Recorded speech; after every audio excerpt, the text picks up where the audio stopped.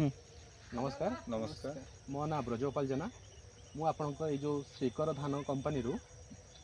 बालेश्वर जिला नीलगिरी अंचल मु आसी आमर जो चाषी भाई अच्छा सी श्रीकर मिलन धान आप चाष कर तो चलतु आप सहित कथा हाँ आपण प्रथम मत कहतु आप ना आउ जगह ना टे कहतु मो ना भवानी शंकर दास नीलगिरी एनएस अंतर्गत मिरिणी ग्रामर आदिवासी अटू आप कौ धान कर श्रीकर कंपानी मिलन धान गोटे एकर बिल चाष कर मिलन धान आप कौटू आने मिलन धान मुई पाख दुकान रू आनी नीलगिरी आनी आप शिखर धान एथर प्रथम कर आगुरी के व्यवहार करते धान मु तो प्रथम थर पर धान गोटे एकर बिल चाष हाँ आप जो शिखर धान आप कर श्रीकर कंपानी आप जो रुले से केतटा लेखा आप गंफर देकी रुई आम बिल दुईटा तीनटा करके गछ रुई एबे आपण जो मु गणुले आपणकर पिलो संख्या पाखापाखि पिलो एबे केते रोची एबे पिलो 20 ରୁ 25 27 भी आसी होची गोटे गोटे गछरे पिलो रोची आज्ञा सब पिलर आज्ञा धान रोची ना सब पिलर धान रोची मिनिमम गोटे गोटे कांधी रे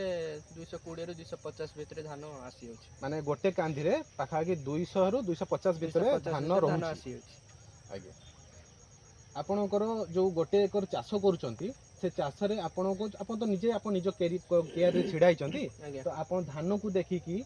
कोन लागुची ए धान आपणकर केते गोटे एकर केते पाखा केते क्विंटल आपण अमल पाइबे अनुमान करची गोटे एकर मोर 27 ରୁ 30 क्विंटल पाखा बाकी 32 क्विंटल भी हे जाय पारे प्रथम थर जेहेतु मु करिची अनुमान करी को जे 30 ରୁ 32 क्विंटल पाखा बाकी मु अमल करी बोली पारि परिबे आज्ञा हो आउ गोटे जिंस मते ए विषय जानियार अछि जोटा गुरुत्वपूर्ण भी आम एपट अंचल आज्ञा अल्प स्वल्प वर्षा हुए पवन मध्य टिके हुए तेणु से विषय में मत कहतु जे आमर वर्षा बा पवन हेले ए गछ सुई पड़े कि धान झड़ी पड़े कि रोग पोकर मात्रा केमती कौन आप चाष जमी लगी एथर टी से विषय कहतु प्रथम थर तो आज्ञा मुझे धान चाष कर तो आप देखी पारे केयार धान सेमती छिड़ा होगी अच्छी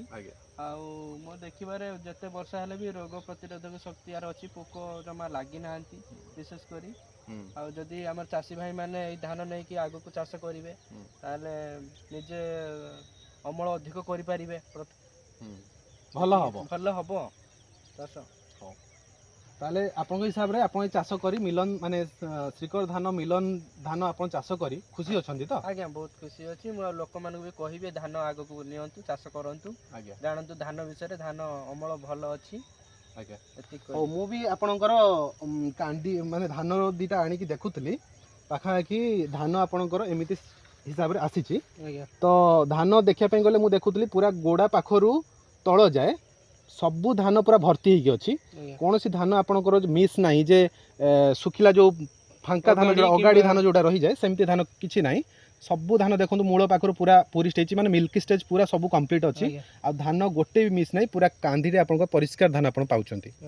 तो मु भी से कथा कहबी आपने जेहेतु चाषी चाष कर चाषी सहित बहुत भल संपर्क भी आप रोचे तो जेहेतु आप धान कर